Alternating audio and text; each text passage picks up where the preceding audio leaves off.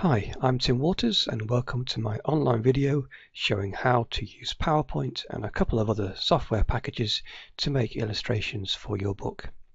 Now I must state right at the start that the illustrations I have created are internet-based illustrations. You can still use these to drop them into your book if you wish to. My book is currently just text, but the readers can go onto the internet to view my illustrations, which I will be adding to over time to get a greater insight into how I have imagined my book. So you can follow me on Twitter as is shown on the screen, or you can see more of what I'm doing at the waterworks of clearwashcity.co.uk. So here's my front cover of my book, The Waterworks of Clearwash City. You can see it on the right hand side here, and my next video will show how I created this front page completely in PowerPoint. And this video is looking at how I've begun to make one of these illustrations, this bottom right hand one down here, and it will show you how I made this picture. I'm not a professional artist. I haven't had any professional training, and I haven't studied the art of drawing since the years when I did my O-levels. So as someone who cannot draw figures properly, how did I end up with this figure here of Mr. Erepsin Ville flushing the poor Sir Frederick James III out of the city, out of Clearwash City, in the free-flowing foamy flusher machine down here in its little glass cubicle, with the palace in the background and the organ at which Ivan the Prime Minister plays, and the great stage, and behind the palace the sky. So I'm going to show you how I constructed these different images and put them all together. The packages I've used are PowerPoint. I've used Snagit, though you can use any screen capture software if you wish. And I've used an app called Pencil Sketch. You don't have to use this, and I will show you how you don't have to use this, but I find it personally quite useful. And I've used a pen and crayon, so just a normal pen. That one's got quite a thick nib on the end. On the other end is a thinner nib, and then just normal crayons. So they're the things that I've used personally to create these images. So the first thing we're going to look at is constructing the glass cubicle and putting Sir Frederick James inside. So it's this section of the picture we're going to start looking at first. Okay, so to get that body outline, I have had to have a picture taken of me. Now this is me. You'll have to please excuse the carpet that's behind me. We've got a new carpet down since this photograph was taken. So here we have me in the stance of Sir Frederick James being inside the glass cubicle. And the big front pane of the glass cubicle is just here. So let me just draw that in. So I'm standing with one hand. So if I just drop that on there, choose the shape fill and choose no fill. So here's the first glass pane here. Then we need to construct another glass pane here. So this hand is on the front and this hand is on the side. Now what I've done, what I normally do is when I've taken a picture with my camera, I then, whilst the picture's still on the phone, I normally use an app called Pencil Sketch that will then pencilize that picture and turn it into black and white for me. I find that quite a helpful thing to do, that you don't have to do that. So the first thing to do is to remove all of the background. So I'm going to work on this image here, not on the image from Pencil Sketch, because you may not have that app. So the first thing I do is I click on the format. As soon as you click on that picture, a format menu will appear up here. So I click and the format menu comes into play, and I click on the format menu, and then there is a remove background option. As soon as the remove background option is clicked, you get several other options, and the whole of the image turns purple, and the purple areas are that which the computer thinks you want to get rid of. Now obviously it's going to cut off my feet, it's going to cut off my hand, going to cut off part of my head and my hair and my fingers here. It's going to keep in parts of the door and parts of the washing behind, etc., and bits of the chair.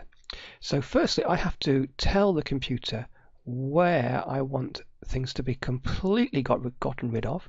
So anything outside of this little square that appears, so all this outside area here will automatically disappear. So I have to enlarge the square so that it includes my bottom of my foot just down there. And I've brought it in so that it just includes my fingers there and there. As I move the square, the computer tries to think for itself as to what it needs to keep and what it doesn't. So what I'll do next is I'll tell the computer what I want it to keep. So I go to Mark Areas to Keep, and I begin to draw right across me what I want it to do. Now, as you can see, it's going to get a little bit delicate. So what I'm going to do is I'm going to click Keep Changes, and I'm going to go and zoom in on this picture. So whilst I'm clicked on this picture, PowerPoint is focused on the picture itself. So if I go to View and I go to Zoom, I can choose 400% and click OK, and that zooms me right in. Now I can either use the scroll bars here, or I can use the wheel on my mouse to zoom me up and down. With the picture still clicked on, I'm going to click on the Format button, and I'm going to click on Remove Background again. Now I can see much more clearly what I'm doing. So I'm going to click on Mark Areas to Keep again, and each time I draw a line, click on it properly, each time I draw a line, it will then mark that area to keep, and it will figure out for me. It's only got half my finger there.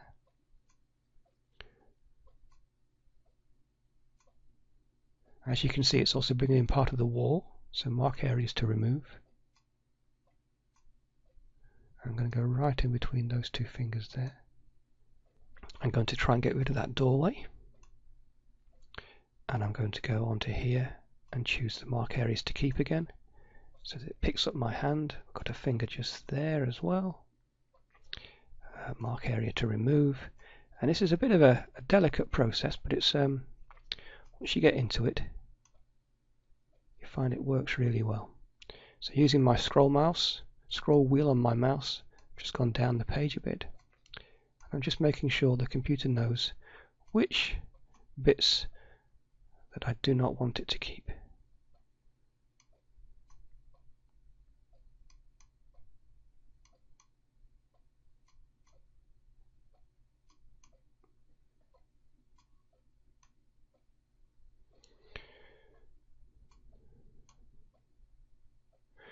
Okay, I'm going to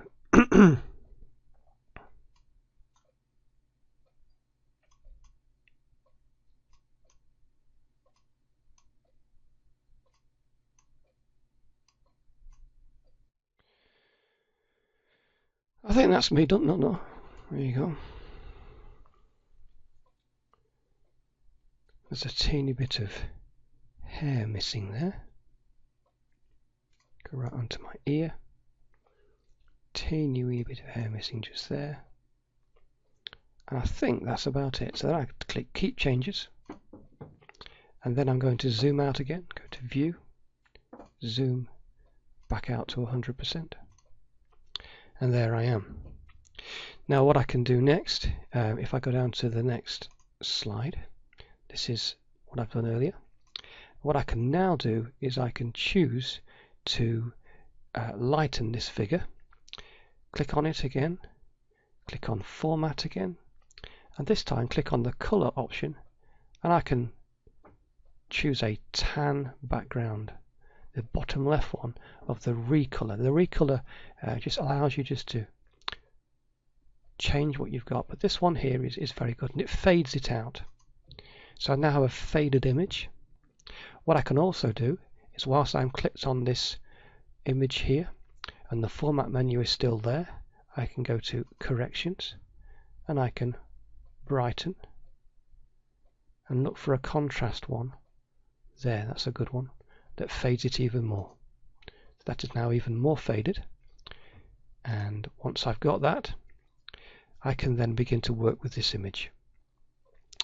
The reason why we're fading all these out is that we're going to print out these and use the printout to actually draw on top of to make our final image. The next thing I need is a eye line, and this eye line is very important to help us to construct all the objects, especially the object inside which Sir Frederick is going to be standing. The next thing to do is to draw a square. Now this is that front pane of glass that I was talking about that I drew earlier, that will be where Sir Frederick's hand will be placed against this glass from being inside the room. Then I need to create, just off the actual slide, it can be on the slide if you wish it to be, I create the point from which all my lines are going to be working from. And this first line goes right the way through the bottom right hand corner of this rectangle. My next line, starting from the same point, and it must start from the same point, goes through the top right hand corner. My next line just touches the edge of the top left, and then the next line just touches the edge of the bottom left. Now within these lines we're going to construct another square that works on the same principles, as if we're actually shrinking this square down and sending this corner down this line, sending this corner down this line, sending this corner up this line, and sending this corner up that line. And there's our square. So I've just drawn another square just there. And just to draw them, just to remind you, in PowerPoint all you do is you simply draw your square, you go to your shape fill options, and you simply choose no fill. Now you can get this shape fill. I can get to this on my home tab. You will also hopefully be able to see it on your home tab. If not, click on format and shape fill is on here. Okay, so shape fill is on the format tab as well. I'm going to go back to my home tab. So let me delete that off. So that's how I've drawn these two front and back edges. Now come on, top edges first. So all I've done for there is I've literally clicked on my line option and I've drawn a line from there to there. Then using my shape outline, all I've done is I've added a bit of weight to it to make it. Now you can see that's a different bluey colour, but that's fine, you can see it from there. So I've drawn a line to there, and I've drawn another line from here to here. Again, go to shape outline, go to weight, add a bit more weight to it. So that's how I've drawn those two lines. I'll just delete off those two light blue ones. I add the bottom two lines, and now I've got my 3D shape into which I can then, if I go back up to the slides where I had Sir Frederick, in fact I'm going to take this one, and I just did right mouse click and copy. I could then quite easily just go right mouse click and paste and put Sir Fred. I'm just going to move Sir Fred with the arrow keys, and there he goes inside. Now I'll jump onto my next slide where I've already done that. And you can see Sir Fred's hands is touching this outside pane, and hopefully either about to touch or is touching this front pane. I'm going to just slightly move this whole image down to the bottom left of the side of the slide. I've not got space to do the rest of my image, and therefore I'm going to have to move it. Now if when you are making your image inside PowerPoint you find you have to move things, then that's fine. It's just a part of discovering how to use this. And if you have to start again, that's fine as well. I've had to start again many times.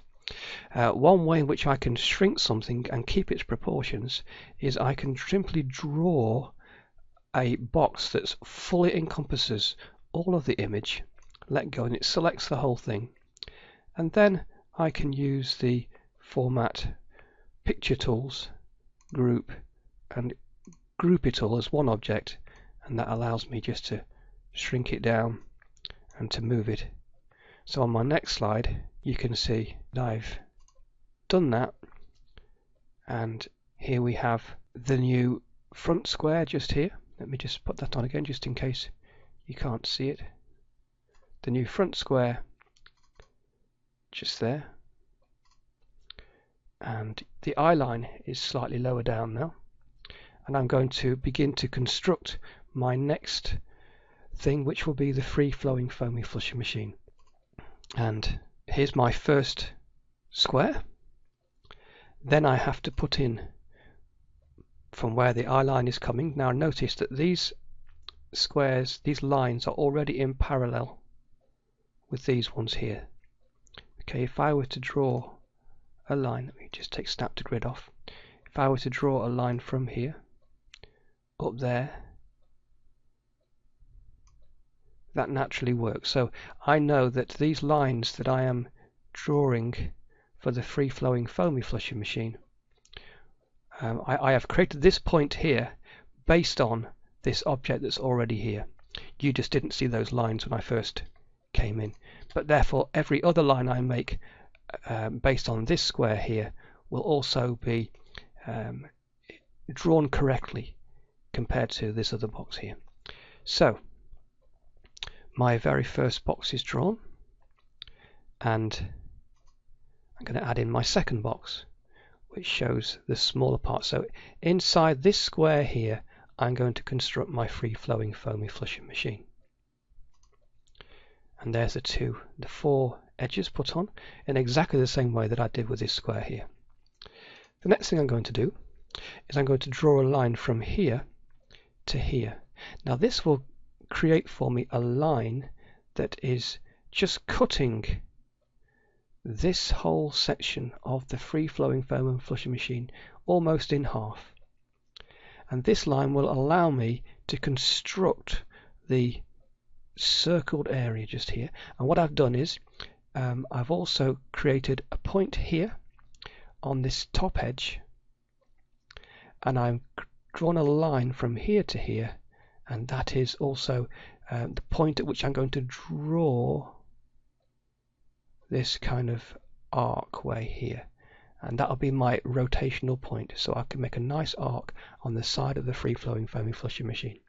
So again, to do that, all I've simply done is I've gone back to the point here and I've drawn a line to there, and I've simply got the line here, and I've drawn a line from there to there. That's all I've done. So the next thing to do is to put these two lines into place, and I have used the curve line in PowerPoint. Again, it's just a matter of experimenting, and what I've done is this naturally curves. Wherever you click, it will then bend and make a nice curvy shape for you. So I'm going to delete that off, and I'm going to show you how I've done this. So I've basically gone up here, gone up there, gone up there, and each time I click, it allows me. Now this curve won't be perfect because, as I say, I'm not a professional artist, but for me it's good enough. So that's one I've put in, and the other one I've put in, I've simply done like this. Now when it gets to about here, I've actually drawn it all the way around so that it comes back down to that bottom area down there. But actually you don't actually need this whole section here, because this whole section lies behind the free-flowing foamy flushing machine. This line that we drew will form the top edge of the machine, and so you'll be able to see the machine go up to there. This line here will disappear behind the front of the machine here. Okay, so once I've got my two curves in place, I can then just hide this line here simply by getting the freeform, and if I just draw like this, I then do shape fill white, shape outline, no outline, or white, then that enables me to get rid of that line. Okay, so having done that, the next thing to do is to add in this line just here. And again, I can do that simply by adding in my curve and making sure that I stay parallel. Again, I take more time over this when I'm actually constructing it in real life, but I don't quite have the time to do that, but there you go. So I construct that line. The next thing to do after that is I'm going to take away these strong outlines here. And that helps you just to begin to see the actual machine that is slowly appearing. So I've taken out those very strong front and back borders. The next thing I'm going to do is I'm going to put on here an actual front to the machine. So again, what I can do is simply to draw a line, keep that definitely horizontal, and then get a curve and begin to bend like that. Get another one.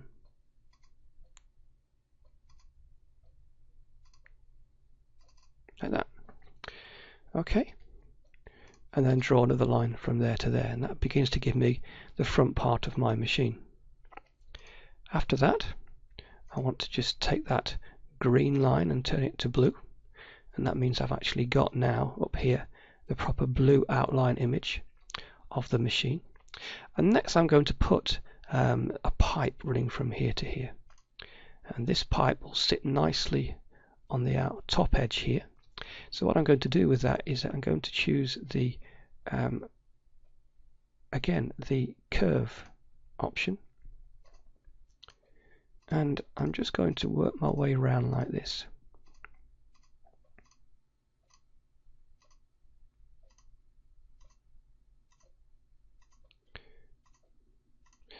And I've just literally done the outline of the shape like that. And there's my new shape. And then all I've done from there is I've simply again taken the curve and drawn an outline bottom part of the shape like that. Okay. And once that's done, I then put my first quirky pipe on here. Again, it's dead easy, just using the curve, just to make these wonderful curvy like shapes. Again, I'm doing mine really quickly.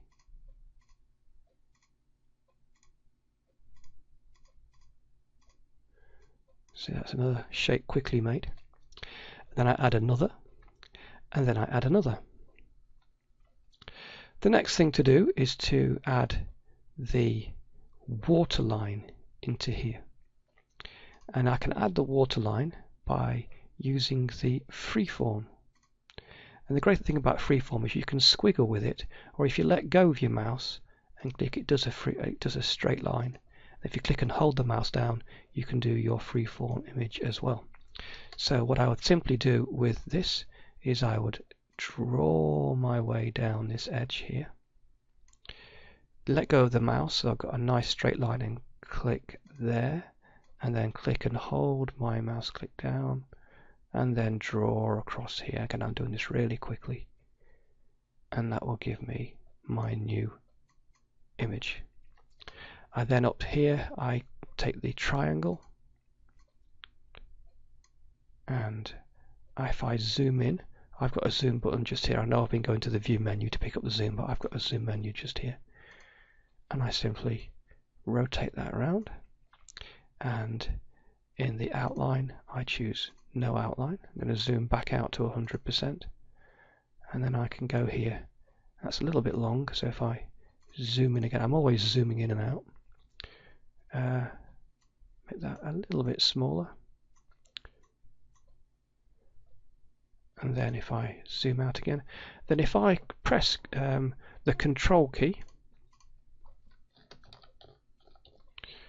and the letter D, that will duplicate. So control D allows me to duplicate this each time. Okay, so control D lets me take an object and duplicate,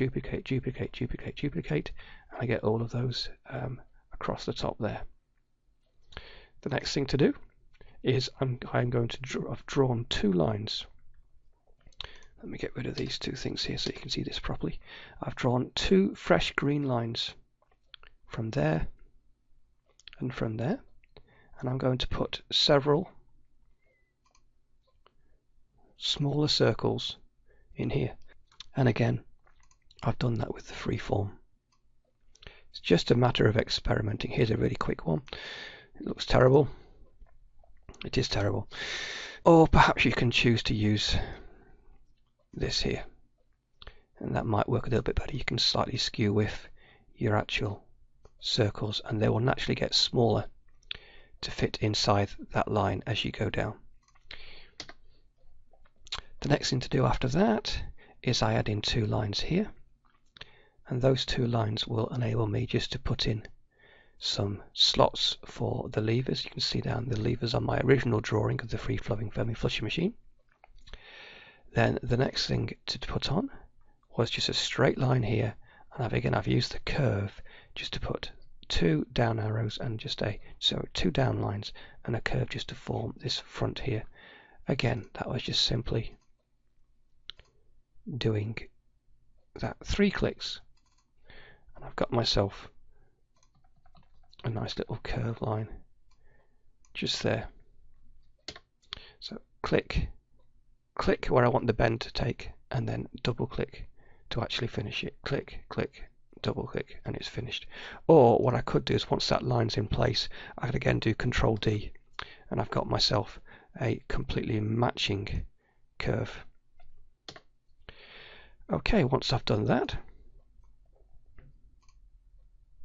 take out the lines, and you can see more of what the machine's going to be. Next thing to do is I've actually just taken what was this small area here, I've drawn around it, and I've grouped it. Again, you can go to Format, and you can find your group option just there. On my quick access toolbar, I've got Group and Ungroup on here. Then I've simply dragged this out, and perhaps drag that back a bit, in order to make this look a little bit more spread out and a bit more imposing. And then once I've got to this point, I can delete off each of these lines, and it gives me my free-flowing foamy flush machine. Doesn't look fantastic at this point, but we're just making the outline. Now I need to make sure that this whole free-flowing foamy flusher machine is solid, that you can't see through it. And right now these are just lines. And so what I need to do now is, this is probably one of the most careful things you have to do, is just to start somewhere. I'm going to start just here, and I'm going to draw just inside. If you get this wrong, you can go back again like I've just done there and just keep on going round. And it may be that you want to just do small sections at a time. I've got a small section there that I would need to go over again. So if you've got a very steady hand, you can just go all the way around. I obviously today don't have a very steady hand, but if you've got the time and you're not making a video, then you can go all the way around this edge here.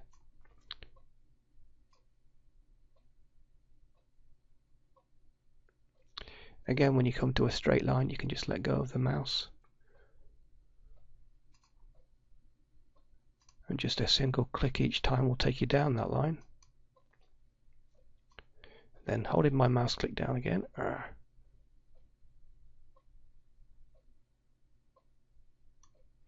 and there we go. And then I simply colour that in white, and I take the shape outline, no outline, and I then go to Format and Send to Back, and that makes the actual shape solid, so that when I put a background image behind this, you don't see the background image in all the white areas and all the white gaps. Then if I simply draw around this here like this, it picks up all the different objects, and I could just choose my group button, which again you'll find by going to Format, Group, like that. So now that free-flowing foamy flusher machine is now one object. I can then draw around all of this, and I can group that, and then if I have this selected and I hold the shift key down and click once, I've now got both objects together, and I can group them both. and that means if I resize it, it'll stay together, and I can now move that around as an object and be the size that I want it to be. Okay, now that we have that in place, I need to add Mr. Erepsin Ville just here, or at some point in front of the free-flowing foamy flushing machine. And that means that we can then begin to put in this last figure before we put in the background. Now again, I had to stand in many different poses and have photographs taken of me because I do not do figure drawing.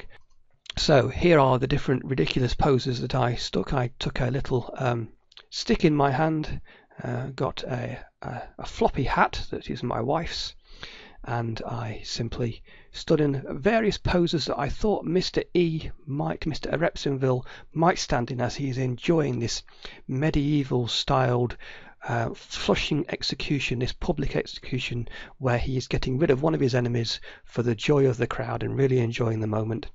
And various dances of hey and aren't I wonderful and isn't this a great flushing event. And what I did was I had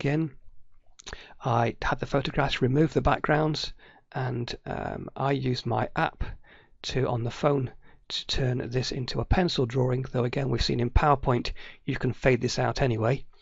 And then I had to copy and paste each of these onto different slides, so just to try and get some kind of idea as to what he might look like.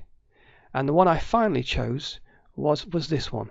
Now you might disagree with me, you might think, oh, that's a much better one, and this shows far more character with him looking from left to right, and you might be right, but to be honest, I felt this one was looking more directly straight out, and I can't quite remember all my reasonings, but I spent ages looking at it and decided that this was probably the best one to have. The next thing I did was I went to online to iStockPhoto.com, and I purchased from there, I think just for about £1 or so, a very nice photograph, perhaps a couple of pounds, that was taken of a palace, and I thought this would be great to have as a background image for my palace. And as you can see, because I drew all the way around my free-flowing foamy flushing machine, and then I turned that drawing all white, that this is no longer see-through, but this is see-through because this is just simply lines that have been constructed. Okay, then once I've got my figure placed where I want him to be in the forefront, then my other background image guy is obviously much smaller, so you must make these people to scale so that they appear correct. Then I've got my line in, and I've put in just a couple of shapes here. Again, I can just do this with the freeform because this is where the wall is going to be. There is a wall around the palace. Whoops. And I've simply drawn where the wall is that keeps the general public away. There are gates in there, but you don't see those in this image. So that's an helping guideline for me. The next thing to do after that is I'm going to put in a square here, sorry, a rectangle here. And this is the front of the stage that sits behind the free-flowing foamy flushing machine. And I have to send this image backwards because right now it's sitting in front of the free-flowing foamy flushing machine, and it has to go right back behind Sir Frederick. And the way in which I can do that is I can again go to Format and Send Backwards, and I can keep on clicking Send Backwards, though because I've got the Send Backwards also on my quick access toolbar, I can just simply click and keep on clicking until it disappears behind. Now you can see it's gone just behind the wall there, which now, so I want to bring it forward one. So there it is. So that bar is now in the correct place. Okay, now the bar's in the correct place, I can begin to construct again the rest of this platform. Again, I want to point where the eye line comes, and it doesn't quite matter if this doesn't actually fit this one now, because this is at a slightly different angle. I'm sure there are some purists out there who would scream to say, no, you must have exactly the same dot going in. Well, I don't in this instance. It's not so much important to me. If it is to you, that's fine. Make sure that your lines coming from here go to the same line as the original eye line. So once there, I'm going to then begin to add in my next lines. Again, remember I've got an eye line for the edge here, a line for the bottom edge, and a line out here that goes right out to this top edge here. So I've got 1, 2, 3 points at which the lines go backwards, and then on that point I'm able to draw down and across again, and that gives me the shape that I am beginning to put together that will be the stage. And then I found again on iStockPhoto.com a really nice picture of an organ which I've purchased for about £1, I think it was. And then I can begin just to move things around. So I'm just slightly moving the whole of those characters down the stageway, and at the same time just using the free form, I've just literally gone click, click, and made myself a series of steps. Again, these don't have to be perfect because in my place everything is a bit quirky. And there's my new set of steps. Once I've got that, all I do is do Control D, and I've got myself another set of steps like that. They're ones I've done properly that have filled themselves in properly. And then I've simply again got the free form, and I've just constructed the top end of each step like that.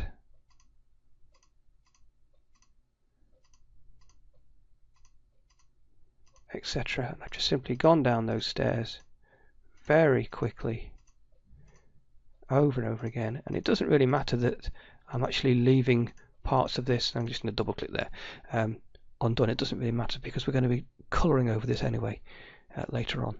So I've just constructed the rest of my stairs, and then the next thing to do is to get rid of those lines. Once we've done that, I can then screen grab this image. This is where I'm going to use Snagit. Again, you can use any screen capture software that's on there. I'm going to press the print screen button on my computer, and this allows me to then click and hold the click down, and this will be my image that I will take through into Snagit. And the great thing about this now is I've now got an image. I can copy this image as it is. I can work on it in here if I wish to. Snagit's got all kinds of options, all kinds of effects. I've got a grayscale option if I want to do grayscale here, but right now I'm just going to copy it. I'm going to Alt-Tab back to PowerPoint. I'm going to add in a new slide, right mouse click and paste, and I got myself an image. Again, I can click on the Format menu, I can go to the Color options, and I can go to the bottom left hand corner and choose a tan background, and that really brings it down to a very nice faded out image. Again, here on this next slide I've also gone onto the Format and Corrections, and I've just increased the brightness and decreased the and the contrast. It gives me a lighter image. Again, here's what it looks like if I put it into my phone, and I've used the Pencil Sketch app on that image, and it makes it nice and faded. The reason why we want it this way is that we want to print off the image and then use a fine black marker pen to draw over every line, then colour in with a crayon. So here I would print off my image and literally draw quite strongly. I mean, I've used a very fine black pen, but it is a black pen. It's a strong marker pen that I've used. And then I've got some children's crayons, and I've simply coloured it, and then I've simply taken a photograph with my phone of my drawing. So you can see it's very rough and ready. You can see I've literally taken that little black marker and I've drawn over every single bit. I've added in extra small details. I've added in little cogs and E's, and I've drawn around the edge of here and put little bolts where this machine looks as if it's been bolted together. I've drawn by hand a small little clock. On the actual tower I've added a clock as well, and I've done all kinds of drawings. I've coloured in Sir Fred, I've coloured in the water, I've added in some chalk actually to actually give some more of the idea that the water is sloshing around and frothing around, and I've sort of like put some more chalk in here to show that the water is not only bubbling up from below but coming in from that top pipe too. And I've made it look a bit dirty because the city is nice and dirty. And then once I've done that, I need to add the artistic effect called cutout. So I click on here, click on format, and we've got artistic effects here. And it allows you to do all kinds of weird and wacky. Some of them work, some of them are terrible. But the bottom left is one that's not often used called cutout. And if I click on there, you'll see that it looks different, not fantastic. If I do Control Z to show you what it did look like, okay, and then I click on the redo. So this is what's happening when you've got your original one and you're adding the actual cutout effect. So go back onto here. Here's the cutout effect added. Then change the options on the artistic effect cutout. So again, once I've clicked on here, these are artistic effects here. There are an effects options here. Click on there and it allows me to change the options. Now I'm going to make the number of shades 4 and I'm going to do 22% transparency. Again, it's something you've just got to mess around with. Click close. Now you might not think that's done an awful lot. It actually has. So once I've slightly changed those options, you can see it's a little bit clearer to see. That's the original cutout added, and that's the cutout options with it increased to 4 and 22% transparency. The next thing I want to do is increase the temperature and lower the saturation. So if I click on here again, click on format, go to color, I want to decrease the saturation so it becomes that really interesting, much deeper colors. It kind of loses the child's crayon color. And then I want to click on color again and just slightly increase the temperature. Once I've done that, I then lower the brightness and the contrast.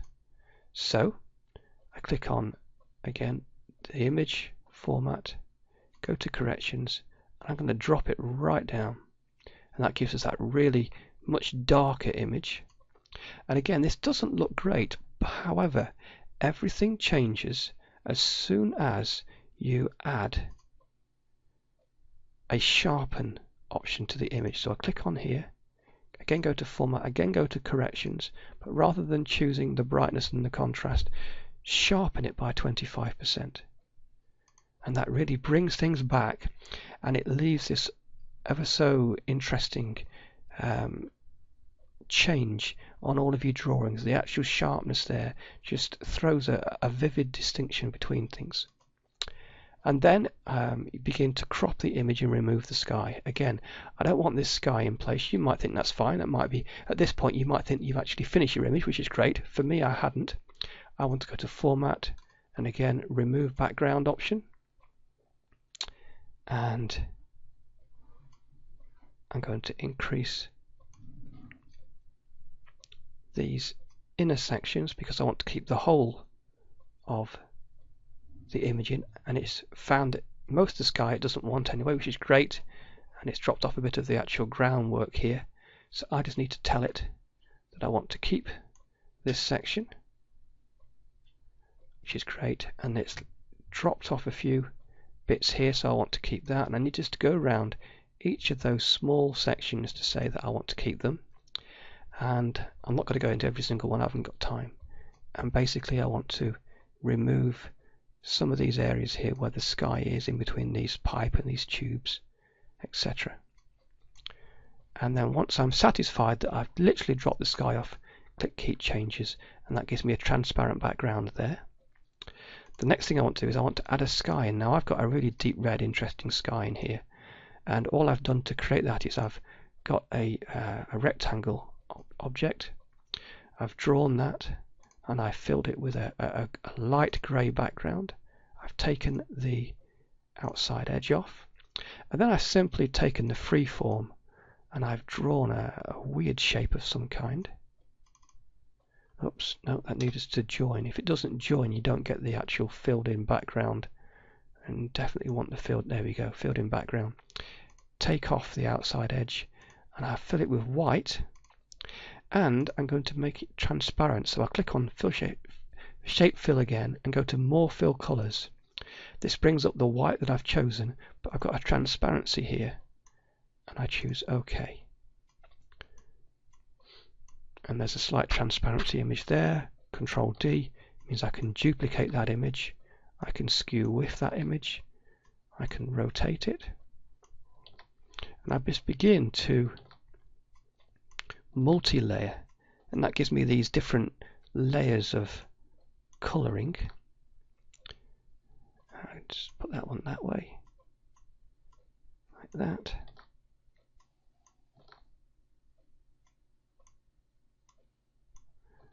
I just begin to build up this image. Then once I've got all those different shapes, again, if I screen grab this into Snagit,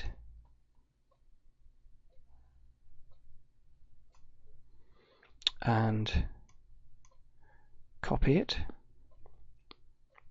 go back, there's my copy. I can do Control C to copy, Alt Tab back to PowerPoint, and paste that in, and go to Format, Color, and I begin to change the tone. I can add in the color that way. Then I go to Artistic Effects, and I can choose this one. And as I begin just to work on this and screen grab it and put it back and to put more things on, you know, I can begin to slowly change this to be what I want it to be. So if I had actually spent more time coloring these and producing a lot more, you'd see that an image similar to this, and then I can simply drop that image and send it behind my other image. Okay, let me just delete that off and delete that off. So basically what I could then do is just take this image and expand it behind like that, and I begin to get the nice effect of the sky background, etc. And then I can draw my frame around this, no fill, make a nice big thick black frame around it. So I've got a frame around my picture now, and I can crop this image if I want to emphasize it even more. I can crop the edge off. I've still got my background sky, so I've added my border to the image here. I've added in some text, so if I get a text box, add in a text box. If I click on the outside of the box, I can do a different color. I can flood fill the background. I can add in a white outline, type what I want, as I have done at the bottom there and here. And then once I'm at this stage, if I want to, I can simply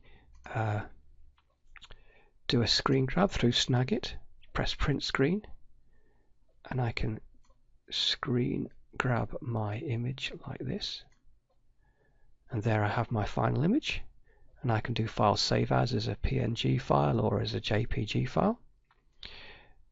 Or if I really want to, I can at this stage, using PowerPoint's save as option, do save as, and I can choose the drop down menu here and choose to save as a PNG,